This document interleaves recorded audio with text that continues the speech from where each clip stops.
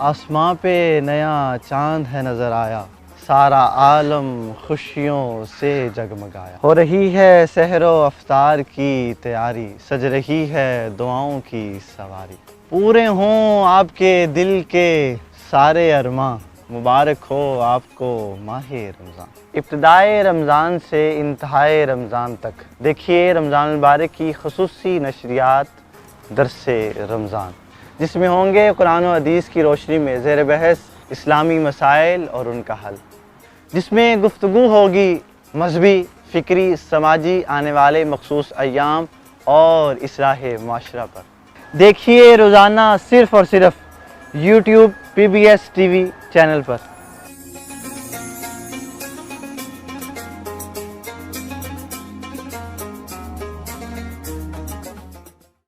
تمام تعریفیں اس ذات پاک کے لیے کہ جس کے کرم اور فضل سے، جس کی عطا سے آج الحمدللہ چوتھے روزہ بھی اس کے کرم سے رکھ لیا۔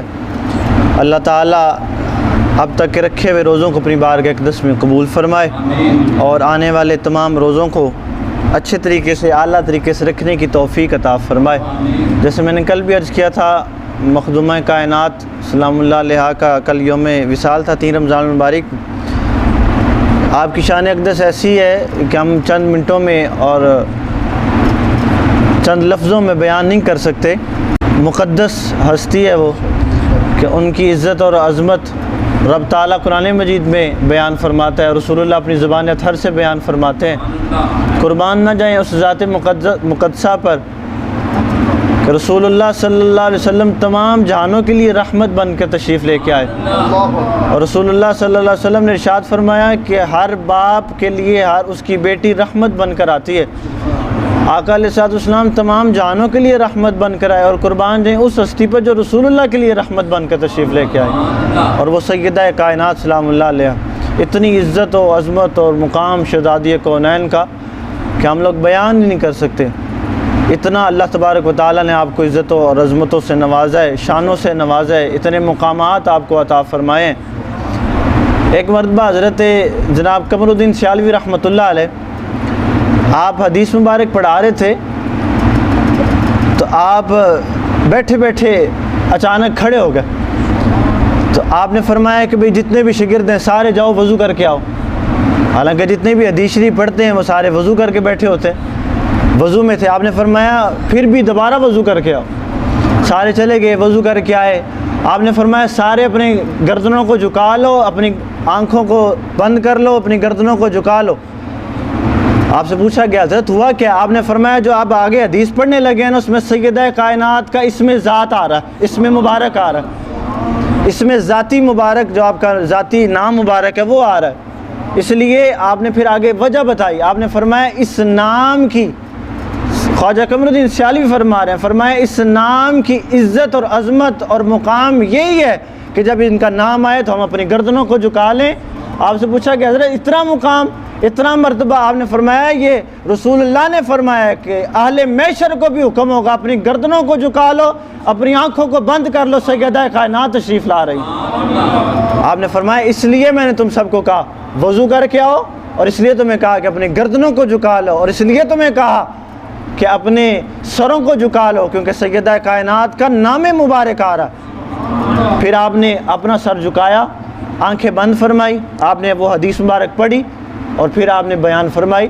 اتنی عزت اور عظمت اور مقام کہ ہم لوگ تو سمجھ نہیں سکتے، ہماری تو عقل ہی بڑی چھوٹی سی ہے۔ حضرت ابو ہریرہ بیان کرتے ہیں، بخاری اور طبرانی میں موجود ہے کہ نبی علیہ السلام نے ارشاد فرمایا کہ ایک فرشتہ تھا جس نے میری زیارت نہیں کی ہوئی تھی، تو اس نے رب تعالیٰ سے اجازت مانگی کہ یا اللہ مجھے اجازت دے، میں تیرے محبوب کی زیارت کرنا چاہتا ہوں۔ تو رسول اللہ نے فرمایا کہ وہ میرے پاس آیا، تو اس نے مجھے آ کے سب سے پہلے زیارت کی، سلام عرض کیا، عرض کیا کہ سرکار آپ کو مبارک ہو، خوشخبری دی۔ رسول اللہ نے فرمایا مجھے کہا گیا کہ آپ کو سرکار مبارک ہو، آپ کی جو شہزادی کونین ہے، آپ کی جو لخت جگر ہیں، جن کے استقبال کے لیے آپ کھڑے ہو جاتے ہیں، رب تعالیٰ نے تمام عورتوں کی ان کو سردارہ فرما دیا ہے۔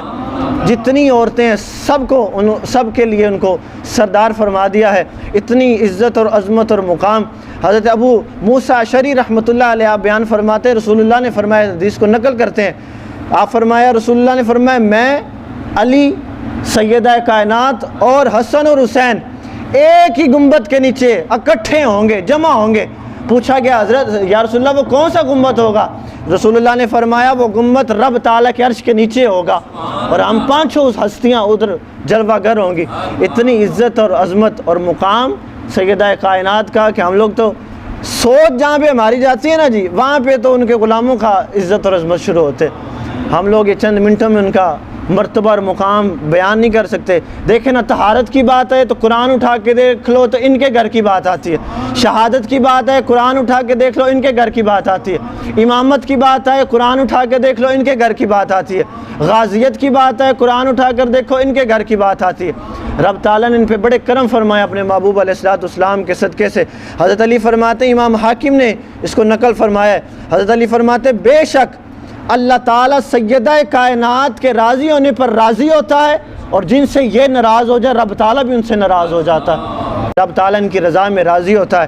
اور حضرت امام حاکم بیان کرتے ہیں، امام مالک بیان کرتے ہیں، اور حضرت عبدالحق شاہ صاحب، شاہ عبدالحق محدث دہلوی فرماتے ہیں، ان تینوں حضرات کی روایات میں آتا ہے کہ بیان کرتے ہیں کہ حضرت حوا سے لے کر سیدہ کائنات تک، اور سیدہ کائنات سے لے کر آخری خاتون تک، ساری خاتونوں میں جو سب سے افضل ہے وہ سیدہ کائنات کی ذات پاک۔ اتنی عزت اور عظمت، ہم تو شکر ادا کریں نا، جتنا بھی شکر ادا کریں کم ہے کہ اللہ تعالیٰ نے ہمیں اہل بیت طاہر کے در کا غلام ہونے کا شرف عطا فرمایا۔ جس در پر عمر فاروق جیسی ہستیاں بھی جائیں تو سر کو جھکا کر جاتی ہیں، اللہ تعالیٰ نے اس در کا ہمیں غلام ہونے کا شرف عطا فرمایا۔ یہ اعزاز ہے ہمارے لیے، اہل سنت کے لیے۔